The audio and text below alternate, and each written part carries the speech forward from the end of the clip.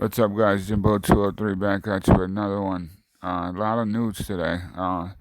So Trump's tweets that I was just made the other video about. Now Twitter comes out and agrees that it's glorifying violence. The tweet was, when fires start, the shooting starts. Or the looting starts, the shooting starts. What is he saying? They're just gonna go in and shoot everybody down? Terrible leader. Get this guy out of office. I don't give a fuck who goes in office. It's gotta be better than a racist. My own opinion.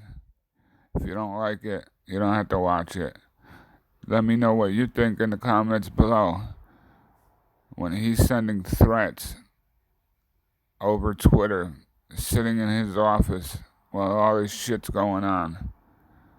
And he's been racist since day one. You know, all Mexicans are thugs and drug dealers and killers and all kinds of shit. What do you think? Let's see. Here goes the tweet again. With you, President Donald Trump's recent tweets about the unrest in Minnesota. He had this to say about the protests. Here's a quote. "These thugs are dishonoring the memory of George Floyd, and I won't let that happen." Mr. Trump went on, "Any difficulty, and we will assume control. But when the looting starts, the shooting starts." The words of the president.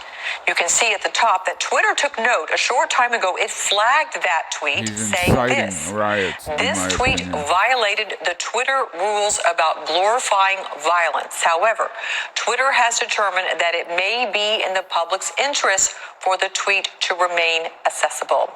Let's talk about this with our business reporter, Hadass Gold. She joins me now live from London, of course. The president already going after Twitter for starting to label his tweets when they deem them not factual. Now they're labeling them about violence. Yeah, Natalie, this is a much further action because the other labels we saw earlier this week meant that those tweets stayed up. You could still interact with them. They just had a fact-checking label and link to them for more information.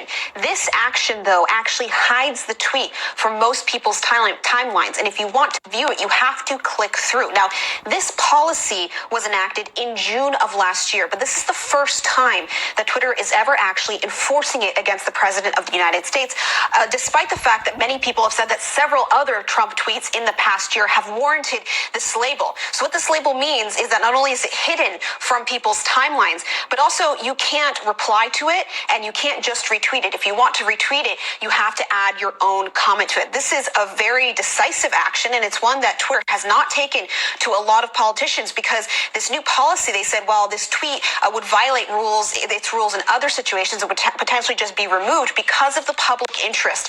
That is why they're keeping this up. But it's essentially Twitter just putting into actions the policies that it already has on paper. But as you noted, it's coming at a really interesting time, just one day after Trump signed that executive order that's trying to take away some of the protections that social media and internet platforms have against being sued by users. Essentially, there was a 1996 law that says that internet platforms are not liable. They're not publishers in the traditional sense. They're not liable for what other users say or do on their platforms. And what this executive order is trying to do is place more of the responsibility on the social media platforms themselves. Of course, there are going to be many roadblocks to this. There are a lot of critics about how Trump is doing this because it's essentially in retaliation to what Twitter has done earlier, and Trump has made that very clear that he thinks that these social media companies are biased against him, but also because these social media companies and internet platforms, because this action would affect all of the internet, not just social media platforms, will challenge this in court on First Amendment grounds, saying the government is trying to limit their First Amendment rights. And also,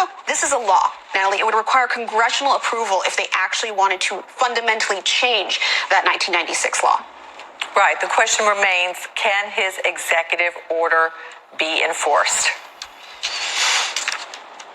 Well, there are some elements of the executive order, for example, federal spending on these social media companies that, yes, they can be enforced.